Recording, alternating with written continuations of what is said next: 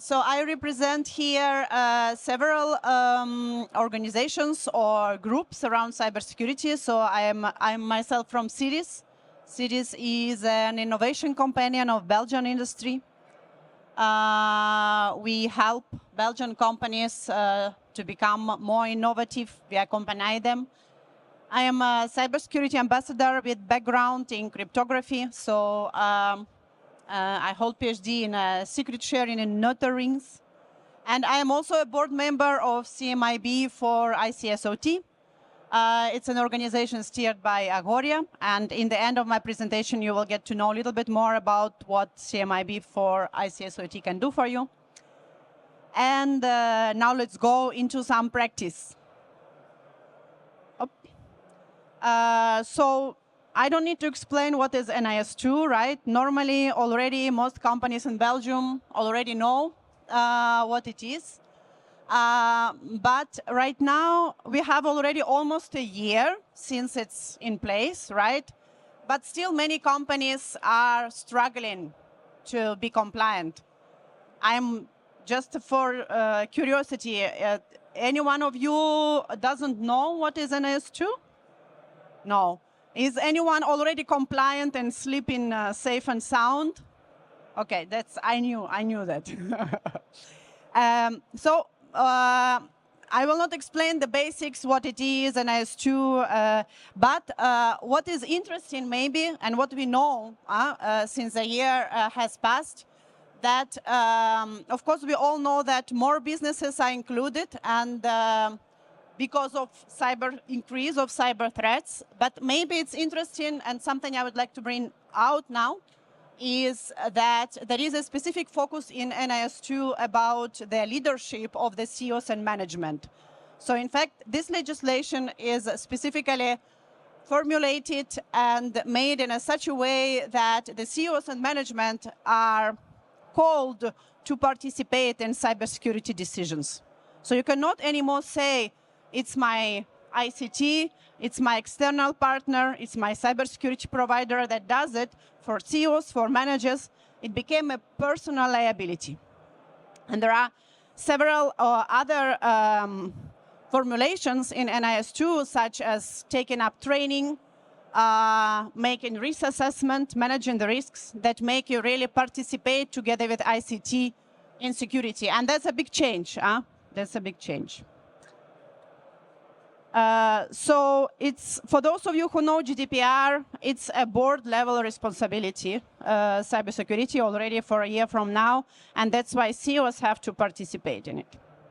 So this probably you know. We have more businesses affected, and we see that in Belgium, much more manufacturing companies are preoccupied, I would say, with cybersecurity. The impact is not so high as on essential entities or critical infrastructure operators, but still many companies who have at least 50+ employees or 10+ turnover are impacted by NIS2. And what happens is this, is that even if you are not in scope, it still impacts you because your customers are in scope, and your customers will ask, are you secure? Do you know about NIS2? And that's a reality. We see companies that if the customers do not ask, they are not changing anything. If customers ask, they want to implement cybersecurity. So a little recap of actually responsibilities of CEOs under NIS2. So as I said, and most interesting for me at this moment, something that really companies are struggling with, although it's not a difficult thing to do, is a cyber risk management. That means that all of you know how to manage business risks. So from this moment now, you need to include the cyber risks into your business risks and start managing them all alone, including the budget, including to reporting, and understand what is important for you and for your company and for your business. Incident reporting is also a responsibility of CEOs. So on any significant incident, you must report. Supply chain security also includes the responsibility of CEOs because you are responsible for the security of third-party vendors, which is not so easy. Even your IT providers are your third-party vendors, and you need to ask them questions about security.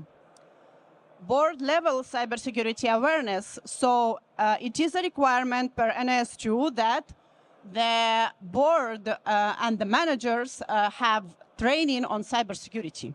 Ignorance is no longer an excuse. So you cannot say anymore that I don't know anything about cybersecurity. It is my external partner. It is our ICT, and outsource it. And failure to comply can lead up to fines. I will not read the numbers, but they are quite interesting, I would say, to know.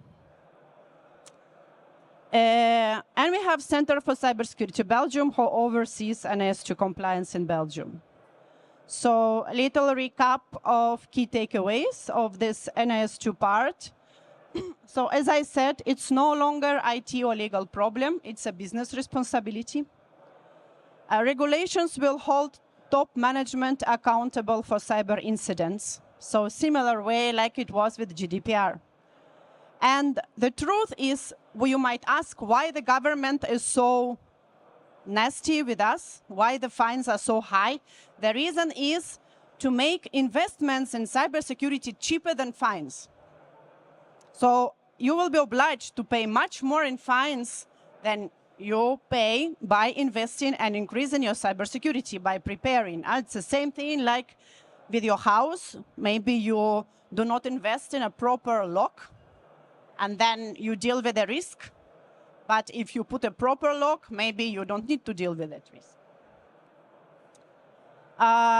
So that was a very short deep dive in NIS2. Now CRA. Who of you knows about CRA? Yeah, some people know.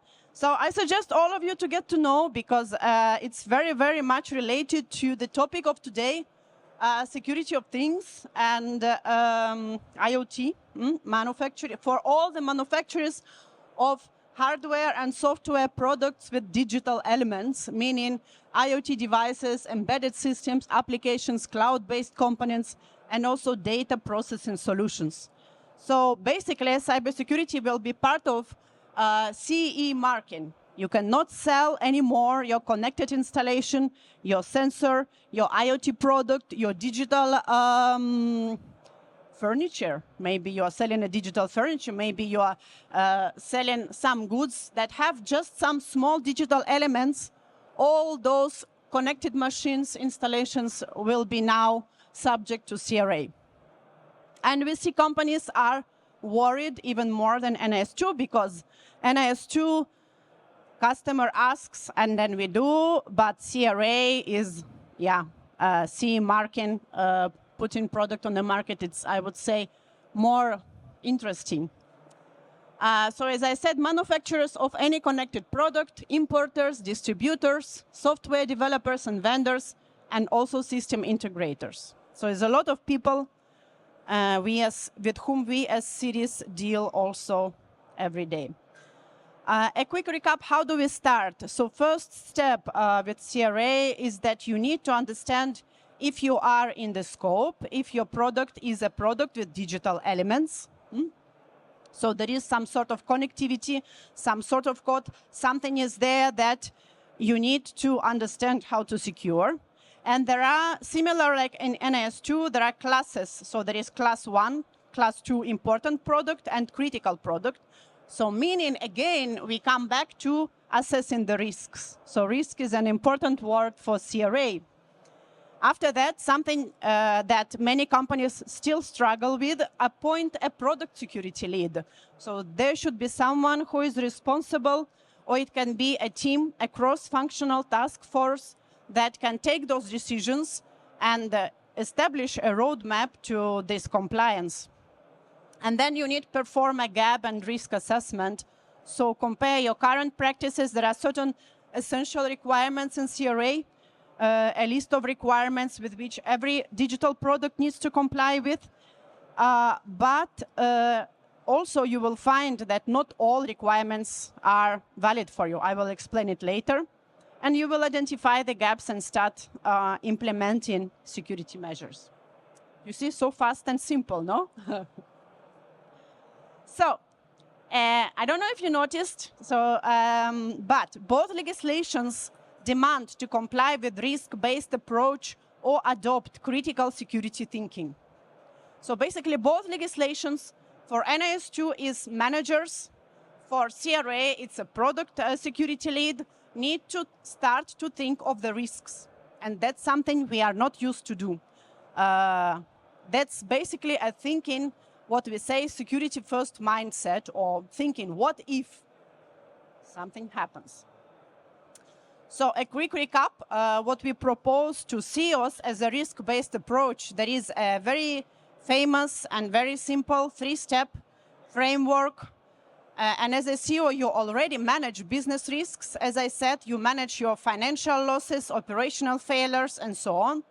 So for cybersecurity, it's the same. First, you identify what is important, so-called crown jewels, what is important in your system, in your network, in your relationship with your customers, in your product.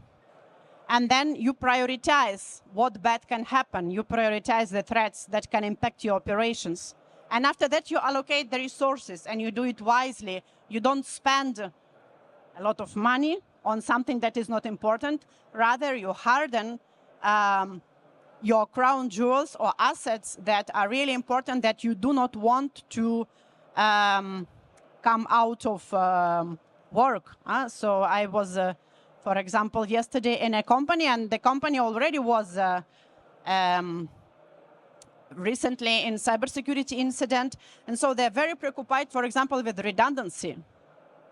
Worse come worse, you can continue producing. So for this company, for example, continuity is very important. So they really make sure that there are 2 firewalls, 2 data centers, that everything is doubled. So the redundancy helps to support business continuity. And there are different ways how you can allocate money based on how you evaluate what's important for you. Okay, so this is this 3-step risk assessment framework. Very simple, very practical for the CEOs to start using. In fact, in CRA, we have same risk assessment process, but it's even directly stated in the formulation. So this is a phrasing actually from Annex 1 of CRA, that the first step in evaluating CRA compliance is the digital product risk assessment. So the first is the product should ensure appropriate level of cybersecurity based on the risks. And even there is another phrase, when we start thinking of the requirements to the product, the requirements are valid based on the cybersecurity risk assessment, meaning you need to have courage to assess the risks of your product. So the first step of knowing what to apply is assess the risk. Okay? And threat modeling, Torion here, a very good specialist in threat modeling, is a very good candidate for risk-based approach. In a threat modeling, we do the same thing. We understand the system, we apply known successful attacks, and then we rate the risks for each attack scenario. It's very simple, very fast, but it proves to be efficient for CRA compliance. And it's, again, a framework for risk assessment. Maybe some of you are thinking, what if we are overshooting? What if still it's too much that we pay on cybersecurity? Always the biggest question, I tell you, in companies is the budget. So companies have budget to have beautiful buildings, offices, exposition for customers, but cybersecurity, never. There is never budget for cybersecurity. So I have this little slide. For those of you who are CEOs, or for those of you who are maybe more on ICT side or asking money from CEOs, cybersecurity, many of you maybe are still treating cybersecurity as a cost, but it's a risk management tool. So as I said, same way you manage business risks, same way cybersecurity measures like fire alarms, like legal advice or quality control help you to eliminate the loss. So it's not about earning, it's about eliminating the probability of loss, so probability theory. ROE in cybersecurity is not about direct profit. It's about loss avoidance. And it's a little, for a very little company who would have a ransomware and would lose, say, 50,000 euros, small investment helps to save, because this small investment helps to reduce the probability of attack. And it's true, you know, if you ever did a phished.io training in your company, you will have maybe first time 50% of your colleagues who will click on phishing mail. And those 50% actually is 50,000 euros that you lost with probability of 50%. And that's very easy calculation. And if you did training in your company, that is 1 hour training that costs you maybe 500 euros, I don't know. Those number of colleagues will reduce to maybe 10% or 15%. It's very, very simple calculation. So start small and focus on high impact, low cost actions. And invest in ongoing improvement. Very often companies also think they want to do everything. It's not possible to do everything and to be completely protected. I tell you as a cybersecurity expert, there's never 100% solution. So do not overkill, do just enough. And risk-based approach helps you to do just enough. Interesting question, what we like to ask to top management. What would it cost if our business is offline for 3 days? And then you can start to speak about investment in cybersecurity. And the same reasoning we see in CRA. So if your product is a disconnected offline product that is not in a high risk-based environment, then you can reduce some of the requirements to that product. Simple measures do 80% of a job, it's true. So this is some practical notes from the field. This is maybe questionable, but that's what we see in the companies. If you are in scope, normally we see from the companies to be compliant, they need first to protect the network, have more visibility in OT, and think about role separation. And if you are not in scope, you still need to think about having some policies and structure in your approach to security. And basic steps for CRA, what we again see from the field, from companies, first step is secure architecture and risk assessment. So really, if you want to build secure products, learn threat modeling. More interesting part. So now we are going to do a little demo about a product. So my colleague Firas from Sirris. So it's a surveillance camera. First, that say you are a producer of a surveillance camera that is maybe end of life. So you need to think, what do I do? How do I deal? So you need to find out that it has vulnerability. And then you need either to send update to a customer or to say end of life, stop, and notify customer it's not supported. Then it's their responsibility. That's how it looks. And now my colleague Firas is going to show how to hack and how the hackers actually are finding those famous known exploits. Thank you. Okay, so our approach in this demo is going to be black box pen testing. So what we know, if we can switch, yes. So what we know about the camera is that it's an IP camera, so it just has an IP address. We're going to do all the steps to get a reconnaissance or and also to exploit a vulnerability on the camera. You have to do something with the background. With the? Background.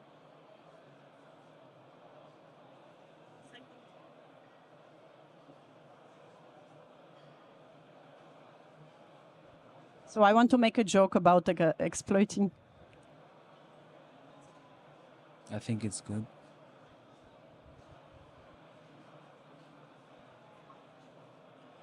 Okay, so what we have here is just the IP address of the camera. As a first step, we're gonna try to collect as much information as we can get about this IP, what's running behind. So we launched what we call an Nmap scan. It's a network mapper scan, and basically what it does is just it pings every port of the device or the target in order to get what's running behind it, what's the open ports that are being used. So we can see here that we have several ports, an 80 HTTP port, so there's a web interface, RTSP, so we know it's a camera, and we also get some important information, which is the manufacturer of the brand of the camera. So what we can do here is just load up Metasploit. So now he's looking for an exploit on an open platform that is available for anyone actually to look and to know that, say, your camera has known exploit. That is something really tackled in CRA. Yes, so Metasploit is a public place where you can go to search for exploits. Just a quick explanation of an exploit is a code, a software that runs in order to exploit a vulnerability on a device or a machine. So we can see here that there are tons of exploits. What we can do is just search for Hikvision, since it's the brand name of the camera. We can see there are a lot of exploits. I mean, I test most of them and figure out that the 7th one is the better one, which is basically an unauthenticated information disclosure. So we don't need to log in on the camera. We just need to have the IP address and use an exploit that is from 2017. So here we used the exploit, like the code software that we need. We're gonna set our host to the IP address of the camera, and with a click of a button, just run it. The exploit is doing everything in the background. It's fully automated on this particular type of vulnerability. I mean, we can see here the target's vulnerable. We can also get admin password, user password, some configurations, so configuration details. And what we can use here, I mean, we can use the password to either log in on the web interface of the camera, or we can also log in directly on the camera to see, I mean, what's happening behind it. Because people say, yeah, it's an IP camera, what can we do? What can we do with it? I mean, it doesn't have a lot of access, but, but it could provide us with some serious information about what is going on in the manufacturing. Here it's monitoring a lab environment. It's taken a bit of time. Yes, connection. So it's monitoring a lab environment, and we can see it could give us also some critical information about if the machine are working, what type of routers, what type of technology is being used on that shop floor. And yeah, basically what we can get is also more information to have some lateral movement to get more in depth, or to touch, like to infect more machines connected to the network. Yes, going back. So yeah, what we can do from a manufacturer point of view is provide an SBOM, which is a software build of material of the camera. Here it's an example of an SBOM for our camera. We can see there are what libraries are being used, what protocols are being used, if there's any third-party mobile cloud services. So it also helps us keep track of what do we have, and also to know the risk that we're having by letting that camera still be on our network or removing it like from our environment. How do I follow up? Notify customers. If you're providing a certain type of solution, notify them if it's an end of life, or if there's a vulnerability related to a service, or keep the patch or updates coming until the solution is out of is end of life. Okay. So hope those of you who make connected products learn something. What you need to do with your connected products in customer environment, and how it can actually not be very nice for your customers to discover that they are watched from China, by the way. It was a Chinese camera. So second part, what happens if it's not my product, but it's a product in my infrastructure? So it's actually falls under NIS2 legislation and your obligation to run vulnerability scan of your environment to discover if there are some kind of machines, products, sensors are out of date or are vulnerable. So you run the scan, and then you have options how you can tackle with the insecure part of your production. So I give again back the word to Firas. So what we can do also now from a client point of view is run a vulnerability scan. And basically it's what we did with the Nmap solution. We try to see what services are being run on the machine. Yes. You need to, yes. Yes, a vulnerability scan is more in-depth, an in-depth scan. It also compares the services running with an open database called the CVE database, Common Vulnerability and Exposure. So, I mean, we can see here, we have some CVE that are pretty old and not fixed from 2017. What's the impact of certain vulnerability? An attacker can get an admin access. If there are any references to like a public exposed exploit. So as a solution, can you, yes, thank you.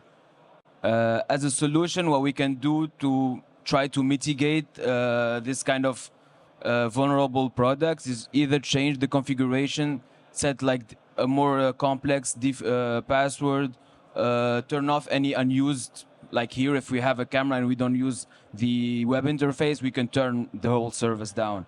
Or have like a management via VPN or a secure network only, so really restrict access to the camera. And I mean, if it's doable, keep the firmware up to date and patch it as regular as possible. Yes. So another solution, I mean, in case our system is end of life, we can do nothing about it.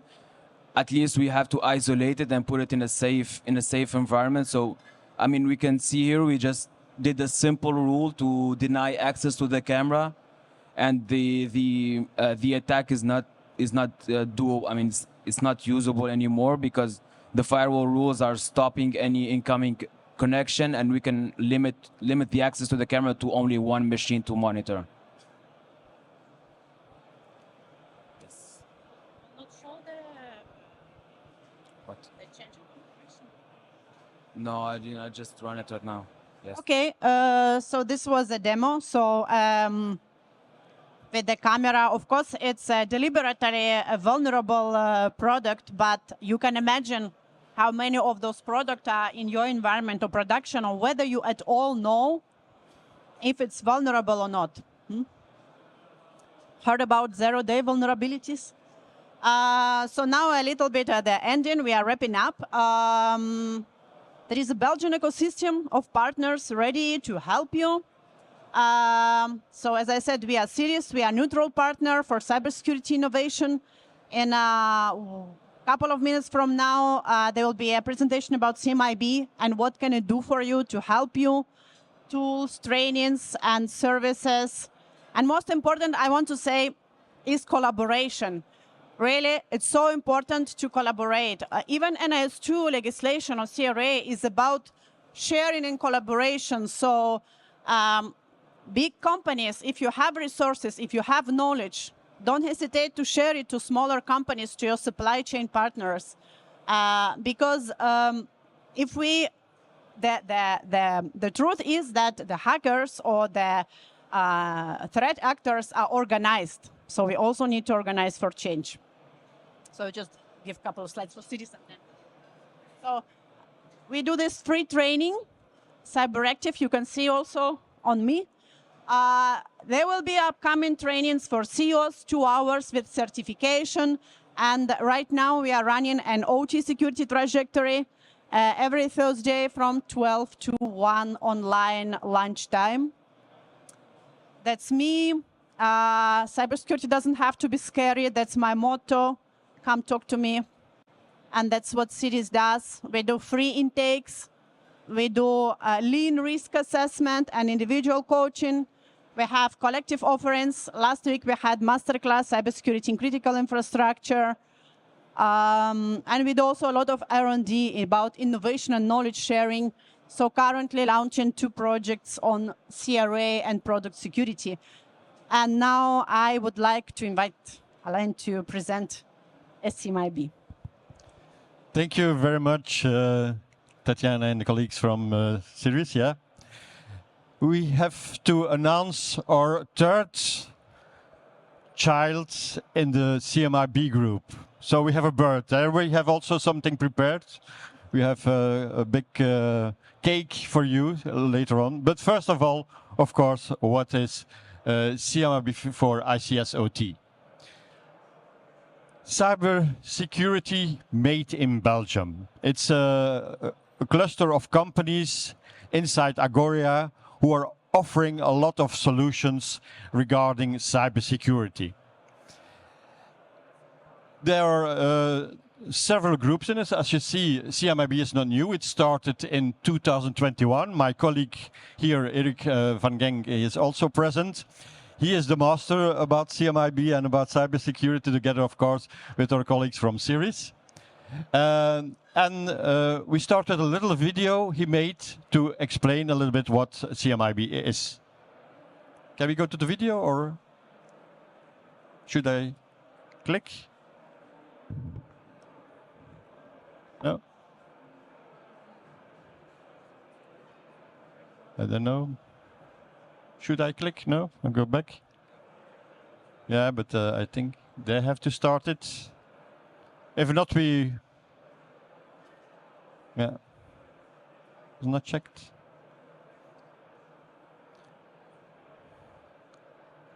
No? Then we go on. Okay, it's coming. I see a hand up. We tested it. Okay, come on. Yeah? No? Yeah, no. No, come on. Ah, here it is.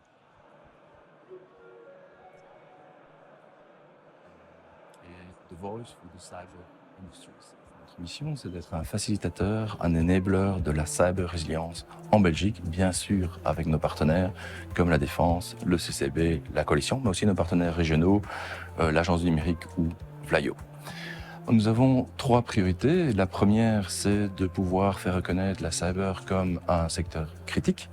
Et donc, pour ce faire, nous avons sorti une étude en octobre 2022 où on a présenté vraiment l'ensemble des chiffres et notre capacité cyber en Belgique. La deuxième priorité, c'est d'augmenter la cyber résilience en Belgique. Pour ce faire, nous avons développé un roadshow, How to Influence the Leader, sur l'importance de la cybersécurité, mais aussi la valeur qu'apporte la cybersécurité. Et les 2 valeurs, c'est la question de confiance, mais surtout la résilience. Et qu'est-ce que ça veut dire la résilience? La résilience, c'est cette faculté à faire face et à recouvrir un effet du hasard, comme les incendies, les inondations, mais les cyberattaques.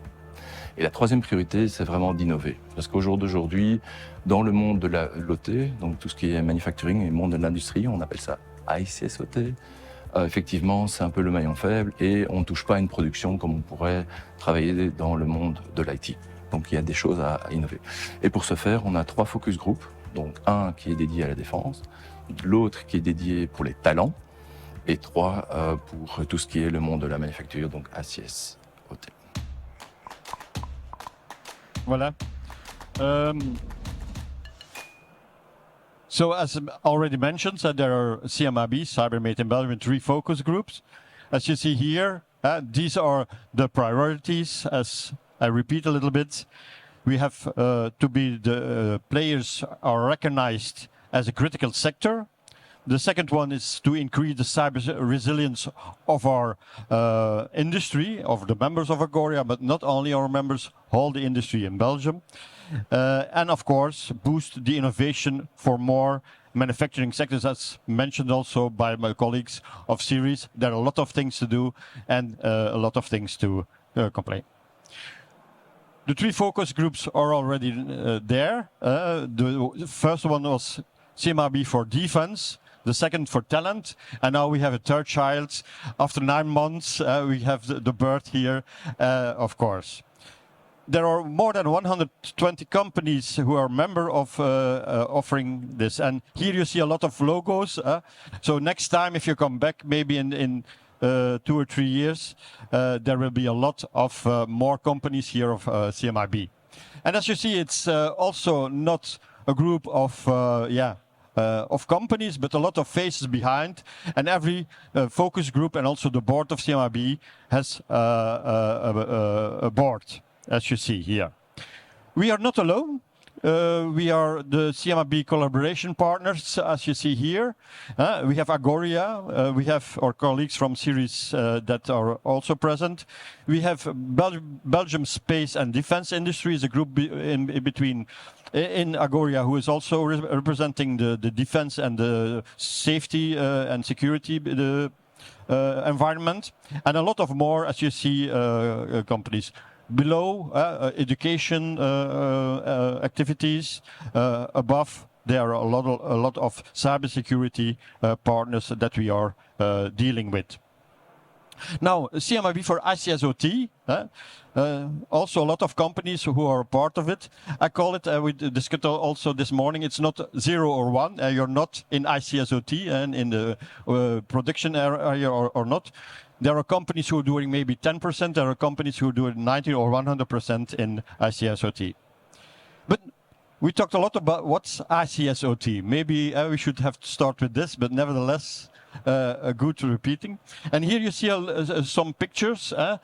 Everywhere where there is operation technology is a broad category of hardware and software that monitors and controls physical processes and various infrastructure assets. So it's not only, of course, the production floor, it's also cranes, but it's also, for example, in building technology. There are a lot of HVAC, climate controlling systems. Also there are ICS systems. Yeah. And of course, in hospitals, for example, if you go to a hospital, you are around by ICS things. This ICS stands for Industrial Control Systems, and are systems within the OT that manage industrial processes to ensure continuous, safe, and efficient operation, as you see here. That's the explanation of ICSOT, and never forget it. Okay. It started a long time ago in 2010, and there was the first stucknet attack in the Iran nuclear facilities, and there was a lot of things that happened over there. And every year we saw in vulnerability, so attacks on the operation technology environment. Also in Belgium, we see here a lot of things that happened. For example, in 2020, we started with a lot of things. Steel case, also Picanol was attacked, American natural gas company. So it increased only. Yeah, and as you see, okay, I don't know if you remember in 2024, we even couldn't drink any more beer in Belgium. It was a big thing. Our colleagues from Duvel Moorhat were attacked, and it was an attack with a ransomware. Access was potentially obtained through a vulnerability in the network of one of their international branches. So even the supply chain is very important. It's not only the company, but also the supply chain. So if you are under NIS2, it's good. If you're not under NIS2, maybe you're delivering or your customer from a NIS2. And this is also important to do cybersecurity also in the value chain. The consequences was a loss of production and, of course, a lot of drinking that was lost also. And they refused to pay the ransomware, and after the stolen data was made public, which may also cause reputational damage. So it can be. And later on, Sprimo Glass, also in 2004, was attacked. So it's also important. This is our mission we want to make Belgium as a benchmark for OT applied cybersecurity excellence in companies with a focus on manufacturing industry and critical infrastructure. For CMIB ICSOT, of course, the other colleagues are doing a lot of other things. Yeah, and then we have three main objectives. We want to develop CMIB for ICT as the Agora trusted brand, and to also inform you about the new trends in cybersecurity and resilience. We will also be active in the policymakers, and we want to put our hands and our dots to the policymakers. We also will have contact with, for example, with Siphon, who was renewing now, and to help also there to be a partner. And of course, drive OT cybersecurity as an excellence. We want to be excellent, and we want to have every company in Belgium with an action plan on CS. Some more activities. You're welcome to 25th of November. We have our plenary of CMIB for ICT, so welcome. If you want to join, let us know. So you can call me or send me a mail, and we put you also in the invitation list. We are present at fairs today, but also in Indomation 2026, 4th and 5th and 6th February in Kortrijk Expo. CyberSec Europe 20 and 21 of May, also welcome.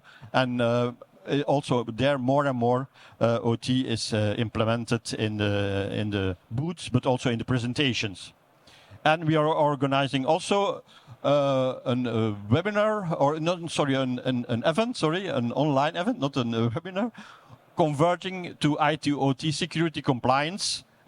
Also, what's needs to, where are the things we can do better? Also, CRA, what's in it for you? So this will be on 11 December, and we are also putting up the agenda now.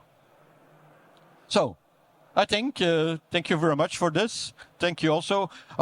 We have also a president, of course, of CMIB. Jasper Hoofd from Torreon is present. And I don't know, Jürgen, the waiver is here. Yeah, Jürgen is here also. So these two persons are the president. So I will ask them to come and to have our cake and to perform it. So you're also welcome to have a break. There is, of course, the catering who is opening now, but afterwards you're always welcome also on the booth of Agoria, where we can give you more information about CMIB. Thank you very much, Bastard.